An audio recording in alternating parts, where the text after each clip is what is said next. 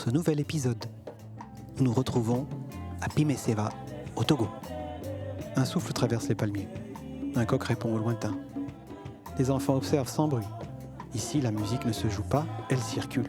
L'Ombre du Baobab, c'est une association qui promouvoit l'art togolais et africain en Lot-et-Garonne en France. Donc c'est dans le sud de la France. Et depuis 3 ans, on est en partenariat avec Digimonde, qui est une académie de formation professionnelle. Et donc Digimonde s'appuie sur l'Ombre du Baobab, qui a au moins plus d'une dizaine d'années d'expérience dans l'organisation des formations au Togo, pour proposer cette formation à un large panel de personnes qui depuis un moment sont dans la recherche de ces genres d'événements. Donc c'est bien tombé que Digimonde s'associe à l'Ombre du Baobab. Du coup, ça permet d'élargir encore et de proposer plus de formations. Ils viennent de Paris, de Bruxelles, de Montréal. Musiciens, danseurs, ingénieurs du son, certains ont étudié au conservatoire. D'autres ont appris seuls, dans les studios saturés de machines. Ils ont traversé la mer pour apprendre ici. Pourquoi quitter le confort des écoles occidentales pour une cour en terre battue? Peut-être parce qu'à un moment, la virtuosité ne suffit plus. Peut-être parce que la technique, sans racines, devient décorative. Ils parlent de quête, de nécessité, de retrouver quelque chose d'antérieur au métier. À Pimeseva, au Togo, Play with the Masters, c'est un déplacement, un pas de côté, un frottement. On ne vient pas chercher un diplôme, on vient chercher un trouble.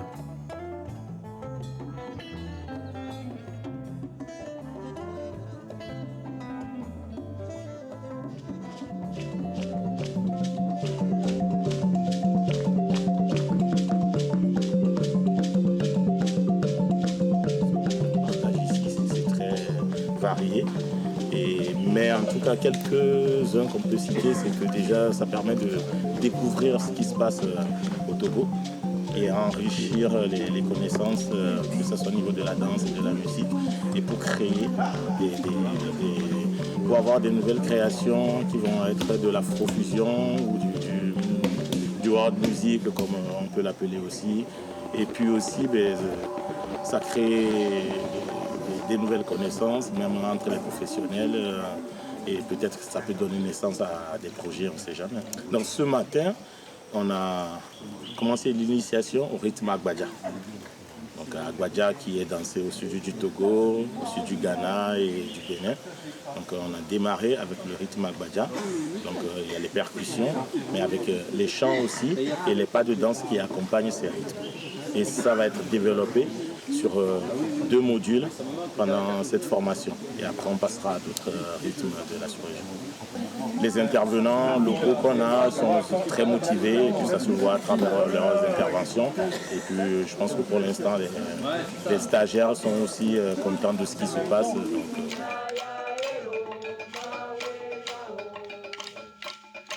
Bonjour, je m'appelle Nelly, je suis chanteuse, je joue un peu aussi des percussions.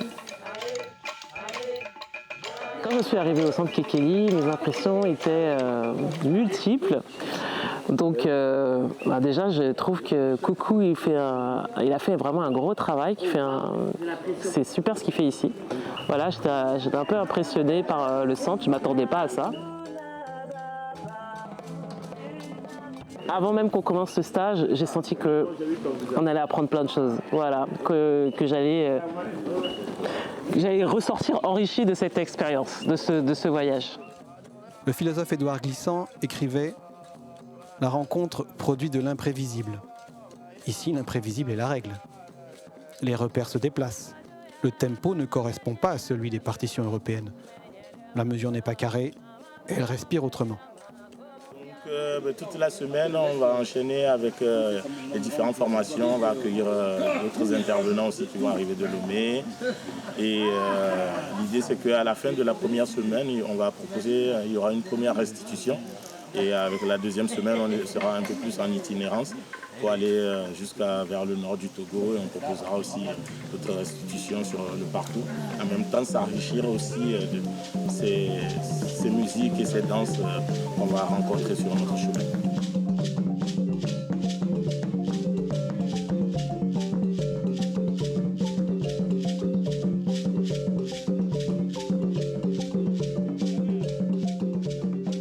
La tradition Ewe ne se transmet pas par des partitions, elle se transmet par le corps. Les rythmes accompagnent les rites, les saisons, les passages de vie. Chaque motif a une fonction sociale. On ne joue pas un rythme funéraire lors d'une fête.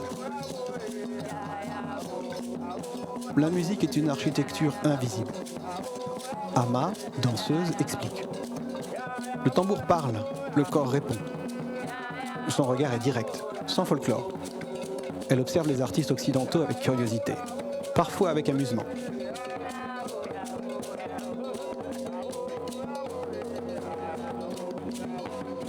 Je chante principalement gospel soul. J'ai fait du conservatoire où j'ai appris la batterie et percussions classiques.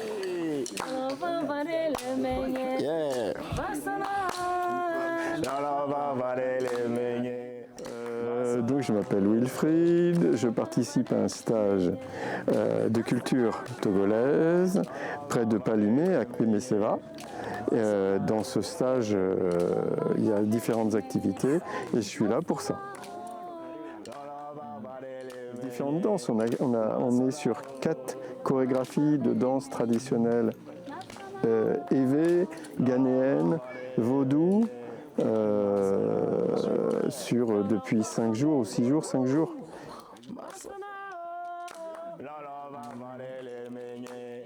Ce que je ramène de cette expérience, c'est tout simplement la richesse du Togo, la richesse du peuple Ewe et la richesse de l'Afrique.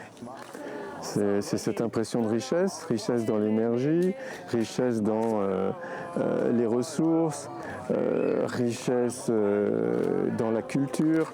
C'est sans fin, les richesses sont sans fin ici.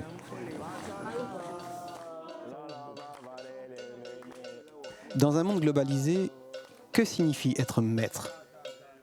Est-ce conserver à l'identique ou accepter que la tradition circule?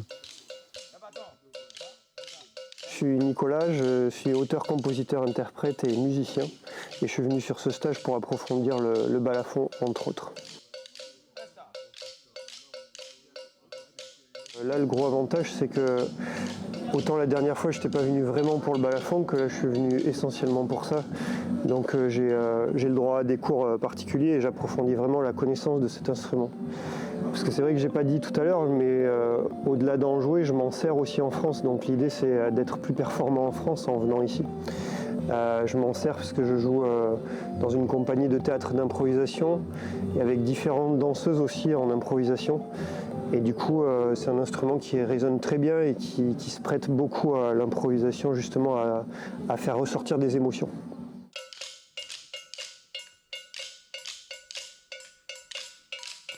Les premiers jours sont maladroits. Les mains brûlent, les épaules se crispent, les pieds cherchent le sol.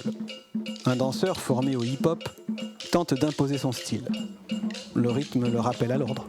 Ici, l'individualité ne domine pas le collectif. Elle s'y inscrit. Le groupe répète sous la chaleur. La sueur brouille la concentration. On recommence. Encore, encore. Un silence s'installe après une tentative ratée. Personne ne parle. Le silence fait partie de l'apprentissage. Il oblige à entendre ce qui manque. Effectivement, depuis jeudi, Kodjovu et le centre Kekeli sont en forme d'atelier pour faire des partages d'expériences, de notions musicales. Il faut savoir que Kodjovu fait de la musique traditionnelle, mais avec une texture plutôt moderne. Mais nous nous inspirons de nos sources identitaires au Togo. Alors, c'est une très bonne chose qu'ici, au centre Kekeli, il y a du folklore, mais qui fait du Agbadja. Donc, quand nous faisons cette musique-là de manière électronique, mais nous l'avons aussi de manière biologique, si on peut le dire ainsi. Alors nous créons cette fusion-là, ce langage commun entre notre musique que nous faisons et la musique traditionnelle. Donc nous créons une fusion entre les deux musiques pour offrir un spectacle authentique. Le même tambour, le même motif, mais quelque chose a changé. Les gestes sont plus simples, moins démonstratifs. Le regard circule différemment entre les participants et les maîtres. On ne cherche plus à comprendre, on participe. Un enfant du village s'approche. Elle imite les frappes avec sérieux. Personne ne lui explique. Elle apprend comme Kossi a appris, en regardant. Play with the Masters n'a pas déplacé une tradition, il a déplacé des individus. Dans un monde où tout s'accélère, où les cultures s'uniformisent sous la pression des flux économiques et numériques, ces moments de transmission prennent une dimension presque politique. Ils rappellent que la connaissance ne se télécharge pas, elle se partage dans une présence. Le choc culturel n'est pas spectaculaire, il est intérieur. Il déconstruit des certitudes. La notion même de performance se modifie. On ne cherche plus à impressionner, on cherche à appartenir au rythme. La nuit, certains enregistrent les répétitions. Ils réécoutent au casque, analysent, mais quelque chose échappe toujours. Le groove n'est pas une donnée technique, c'est une relation. À la fin de la semaine, le groupe joue ensemble. Pas parfaitement, mais ensemble. C'est suffisant. La tradition orale repose sur la mémoire vivante. Mais que devient-elle lorsqu'elle est enregistrée, archivée, diffusée en ligne ? Les artistes apportent des outils numériques, des enregistreurs haute définition, des ordinateurs portables, des logiciels capables d'isoler chaque frappe. La technologie promet la conservation, mais elle transforme. Un rythme capté hors de son contexte rituel change de fonction. Il devient matière sonore, un sample potentiel, une archive partageable. Est-ce une trahison ou une nouvelle étape ?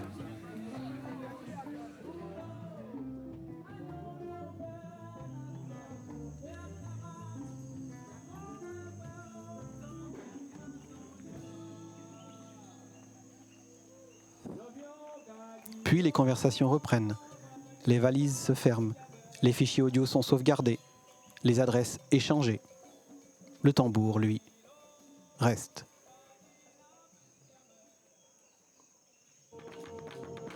La transmission n'est pas un événement, c'est un mouvement. Et peut-être que voyager pour apprendre aujourd'hui n'est pas un luxe, c'est une manière de résister à l'oubli.